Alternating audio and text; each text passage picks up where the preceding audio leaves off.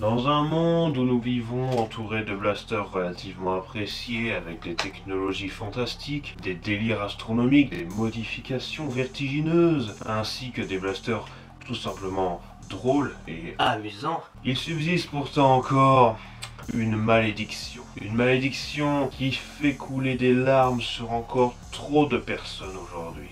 Et aujourd'hui, je pense pouvoir regrouper cette définition autour d'un blaster particulier. Mes amis, laissez-moi le délire et la dépression de vous présenter le Nerfenstrike Elite Sharpfire.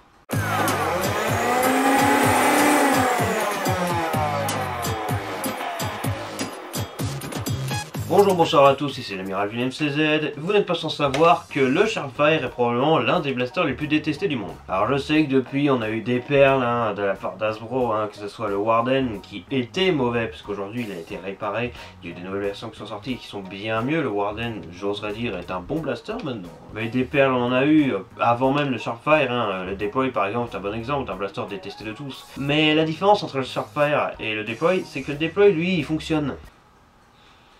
Je ne vais pas revenir sur les autres perles comme le Hypercut par exemple. A mes yeux, le symbole des mauvais blasters, c'est bien celui-là, le Sharpfire. Et pourtant, sur les 2 milliards de personnes qui ont mis la main dessus, il y en a bien un ou deux qui aiment ça. Ça se voit que vous n'avez jamais mis la main sur d'autres blasters similaires. Pour introduire le Sharpfire rapidement, c'est un pistolet qui se réarme sur le dessus et qui est monocoup. On insère une fléchette à l'intérieur, comme ceci, en la tordant bien sûr, parce que sinon c'est pas drôle. Ensuite, on ramène en avant et on tire pas.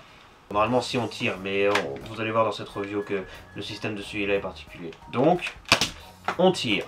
Et après on recommence, on remet une fléchette et c'est reparti. C'est pas forcément ça le problème, c'est pas ça qui est mauvais sur le blaster. Parce que si vous aimez ce genre de système, il existe le Ionfire, qui certes est moche, mais c'est déjà mieux. Et surtout le Falconfire, qui à mon sens est le meilleur blaster pistolet monocoup de ce genre. Le Sharpfire est mauvais pour une toute autre raison, c'est qu'il est très fragile et que absolument tous les modèles du monde, au bout de 3-4 tirs, font ça.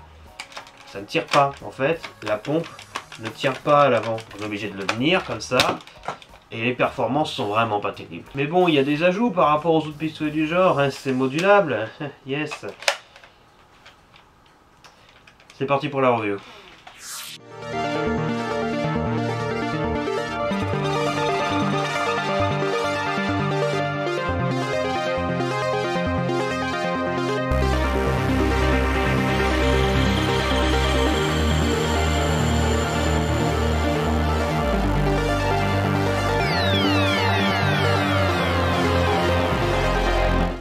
La revue du blaster commence par l'avant. Il y a un canon unique au blaster qui peut être détaché. Il est écrit sur la notice qu'il faut appuyer avec ses doigts ici et de l'autre côté pour pouvoir décoincer le tout. Sauf que là j'appuie sur rien puisqu'en fait c'est enfoncé à l'intérieur du trou. Donc vous tirez comme un débile. Et après avoir tiré comme un débile, ce morceau de plastique, vous pouvez le mettre ici à l'arrière de la crosse. À l'envers évidemment.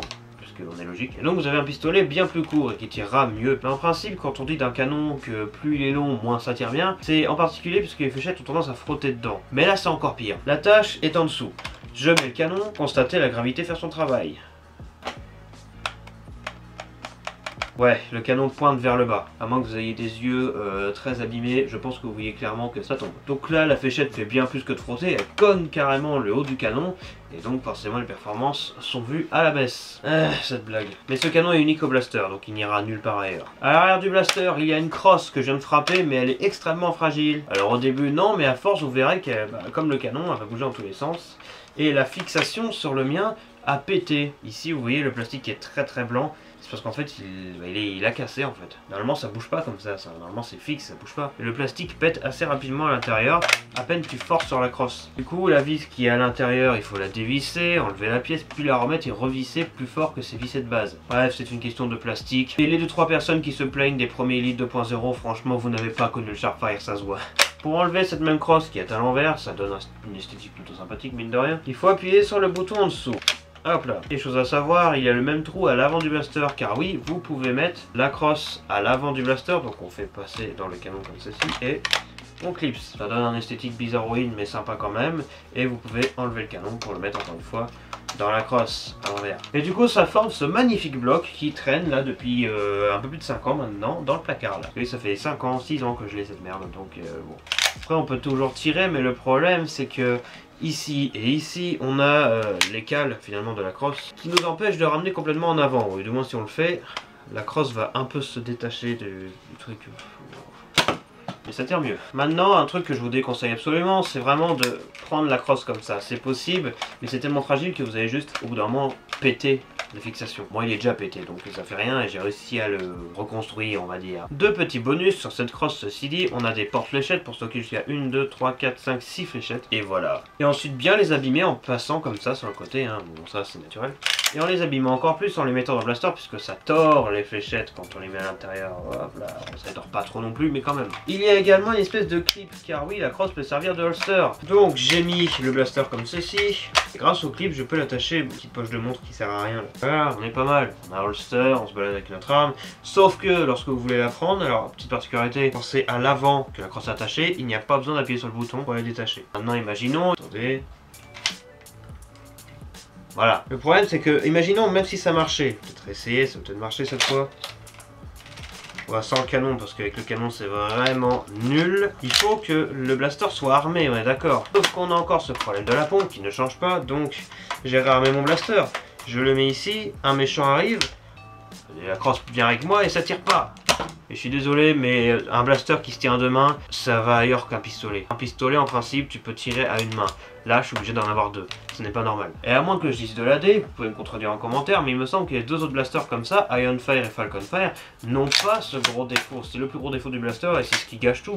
Il n'aurait pas ce défaut, il serait déjà bien mieux, bien plus haut dans mon estime. Il n'empêche que c'est sympa, mais la pompe gâche tout. Et c'est comme ça sur tous les modèles, hein. Il n'y en a pas un seul qui marche. Non. Que rajouter de plus sur ce blaster, si ce n'est qu'il n'y a aucun option de personnalisation, que la détente part vers le haut, que bien sûr ce blaster n'a pas le slam, et surtout que ce blaster, mine de rien, vous vous posez peut-être la question, mais pourquoi tu l'as toujours pas jeté à la poubelle? Eh bien c'est tout con. Bon ça dégage. Ce blaster peut parfois me servir de test pour tester des ressorts, car en effet ici vous avez 1, 2, 3, 4 vis. Derrière ce couvercle il y a le ressort du blaster, et même le système global, qui a le ressort, le bout de plastique qui est à peine large que ça, qui sert de piston, et le reste, hein, le tube qui contient les végètes, tout ça. Le ressort déjà à l'intérieur n'est pas d'une puissance exceptionnelle, mais ça reste un bon ressort, il est assez long et assez fin, rappelant légèrement les ressorts qu'on peut retrouver. Je dis pas de bêtises, il me semble qu'on trouve ce genre de ressorts, les mêmes que là-dedans, sur des blasters de type Stormtrooper Deluxe, Rampage. Donc sachez que ce blaster peut me servir de test pour les ressorts, car même si les ressorts d'un Strongarm, Disruptor, ce genre de blaster sont plus larges que celui qui est là-dedans, eh bien il rentre quand même. Et donc une fois je me suis amusé à laisser le ressort d'origine, plus y combiner le ressort d'un Disruptor qui est plus large, donc on met l'un ressort dans l'autre en fait. Et du coup ça double la puissance du blaster, c'est très drôle. Mais ça reste autant de l'AD et ce truc là fonctionne toujours aussi mal. Alors, pourquoi je fais la review de ce blaster alors qu'il y a plein d'autres blasters où je pourrais faire une review plus intéressante? Ben il se trouve que je suis en train de passer mon permis de conduire en ce moment, donc ça sera peut-être déjà sorti cette vidéo d'ici là. Et donc je passe le dernier temps qui me reste sur mon permis et après on s'en remettre à fond et faire des blasters un peu plus intéressants. Alors ça c'est avec un couvercle et le ressort du blaster, et il est tordu parce que c'est nul. Et là-dedans on a le système de piston, tout ça, on réarme, ça fait reculer le tout, donc le ressort hein, qui recule, vous voyez, donc tout ça, dites-vous là, ça se plie jusqu'à là, vraiment ça appuie comme ça.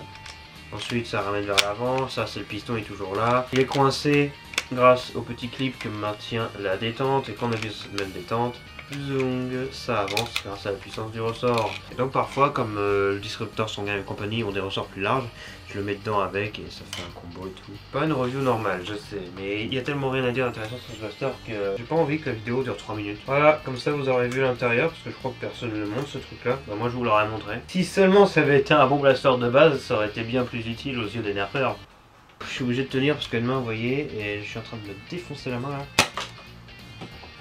Attendez, je vérifie hein, pour être sûr. Je vous montre hein. FPS. 38 FPS. Vous dites peut-être que mon chrono déconne. D'accord. Code Fire. Nouveauté 2022. Celle-là, c'est pour ceux qui disaient que Nerf était mieux avant. 70. 70. Moyenne que tous les blasters Nerf devraient avoir en passage. Eh bien, je pense que j'ai déjà assez tapé sur le blaster jusqu'à présent. Passons au test de tir. Cachette Elite standard.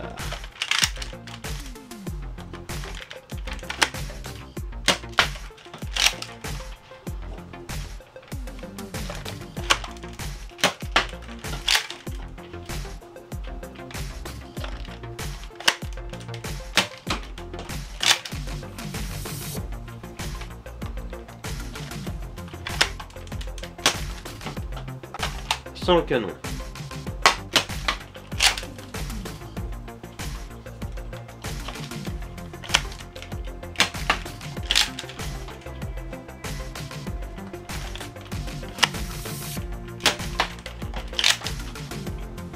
Au centre.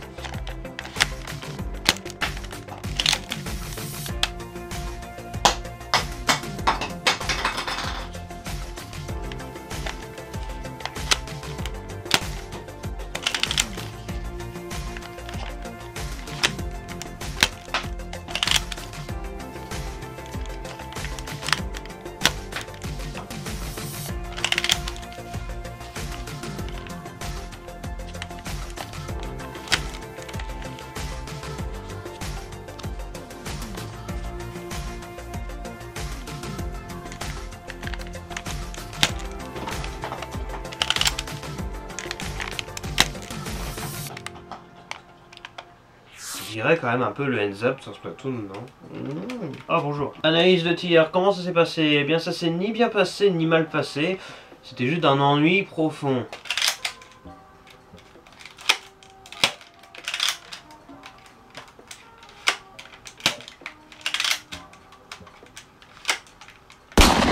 Sincèrement, franchement, si vous êtes encore là sur la vidéo à ce moment-là, c'est que vraiment vous devez vous faire chier.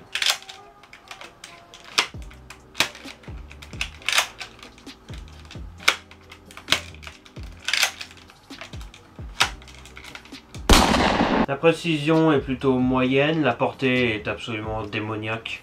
Je rigole, c'est de la merde, on fait à peine 10 mètres. Et pour comparer ce blaster aux autres, je vais bien sûr passer au chronographe, auquel cette fois-ci c'est bien une moyenne précise que j'ai calculée. Avec le Sharpfire, on a atteint une puissance moyenne de 49 FPS. 49 FPS, c'est absolument pourri, vous vous en doutez, hein, voilà. Les 33, 36, 40 qu'on a fait tout à l'heure, c'était vraiment nul. J'imagine que si vous l'achetez neuf, il fera beaucoup plus, il peut monter à 60, c'est un fait. Mais il peut aussi descendre très vite à 35. Donc, quoi conclure sur ce blaster? Eh bien... ben c'est de la merde, qu'est-ce que vous voulez que je dise? Mais bon, si vous l'aimez, qu'est-ce que vous voulez que je dise? Eh bien, tant mieux pour vous, si vous êtes satisfait. Pas moi, en tout cas. Merci à tous d'avoir regardé cette vidéo, j'espère qu'elle vous a plu, malgré le côté un peu... comment dire... comment je peux dire... c'est-à-dire que c'était un peu... spécifiquement nul. Pas de vidéo la semaine prochaine, oh là là, Vinem va encore disparaître pendant 3 mois. Non, je vous rassure, c'est juste que j'ai le permis de conduire à passer, il sera peut-être temps. Et après on reviendra en force, vous verrez, ce sera extrêmement marrant. Je vous donne rendez-vous dans quelques jours, le 1er juin, pour le live découverte de la nouvelle saison sur Splatoon 3, pour ceux que ça intéresse. Quant à moi, je vous dis à la prochaine pour une future vidéo dernière fois d'autres choses. Amiral VCZ au rapport, au revoir.